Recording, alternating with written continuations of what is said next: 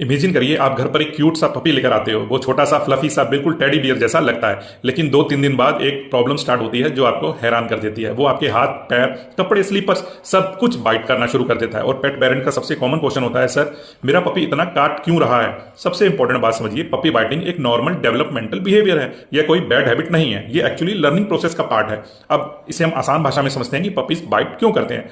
सबसे पहला point, puppies world को माउथ से एक्सप्लोर करते हैं। ह्यूमंस बेबी हाथ से चीजें एक्सप्लोर करते हैं, लेकिन पपीज के पास हैंड्स नहीं होते, इसलिए वो माउथ और टीथ से दुनिया को एक्सप्लोर करते हैं। एग्जाम्पल के लिए आप समझिए, अगर पपी को कोई नया ऑब्जेक्ट मिलता है जैसे शू, स्लीपर या आपका फिंगर, वो उसको स्मेल करेगा और फिर बाइट करेगा। ये उसका तरीका है समझने का, ये चीज क्या है, हार्ड है या सॉफ्ट, प्ले टॉय है या नहीं। साइंटिस्ट के according puppy sensory information mouth से गैदर करते हैं। दूसरा पॉइंट है टीथिंग। पपी के दांत निकल रहे होते हैं।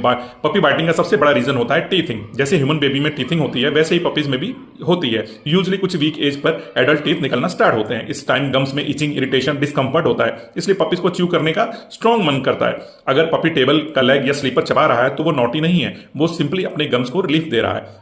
नेक्स्ट पॉइंट है प्ले बिहेवियर। पपी आपको गेम पार्टनर समझता है।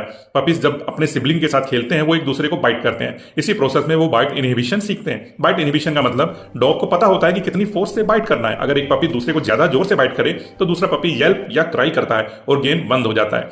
इससे पपी को समझ में आता है कि hard bite means game over. यह एक इंपॉर्टेंट सोशल लर्निंग प्रोसेस है। अब सबसे इंपॉर्टेंट क्वेश्चन, पपी बाइटिंग को स्टॉप कैसे करें। चलिए इसे आसान भाषा में समझते हैं। सबसे पहला पॉइंट, हैंड्स की जगह टॉयज यूज करिए। ये सबसे पहला रूल है, never use your hands as toys. अगर पपी आपका फिंगर बाइट करे, इमीडिएटली उसको च्यू टॉय दे दो। इससे पपी स्लोली समझने लगता है कि हैंड्स मींस नो, टॉयज मतलब यस।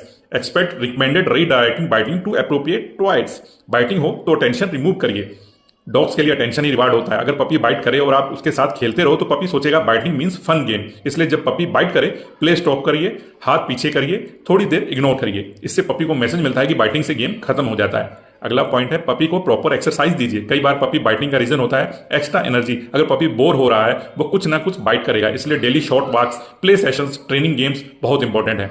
एक्सपर्ट्स के अकॉर्डिंग बोर्ड पपी ज्यादा च्यूइंग और बाइटिंग करते हैं। कभी भी हार्श पुनिशमेंट मत यूज करिए। एक कॉमन मिस्टेक पेट पेरेंट्स जो करते हैं, पपीज को मारना, नो स्टेप करना, चिल्लाना, ये सब डेंजरस है। पनिशमेंट से पपी फेयरफुल हो सकता है, एग्रेसिव बन सकता है। Behaviour expert recommend positive training instead of punishment. Final, ये ध्यान रखिएगा, अगर आपका पपी बाइट करता है तो पैनिक मत करिए। पपी बाइटिंग नॉर्मल फेज है, यूजुअली 3 to 5 मंथ एज तक ग्रेजुअली कम हो जाता है। पेशेंस, ट्रेनिंग ही इसका बेस्ट सोल्यूशन है। सिंपल रूल याद रखिए, टॉय दीजिए, प्ले कंट्रोल करिए, पनिशमेंट मत यूज करिए, कंसिस्टेंसी रखिए और कुछ वीक्स में आपका पपी जेंटल और वेल ट्रेन डॉग बन जाएगा। Thank you.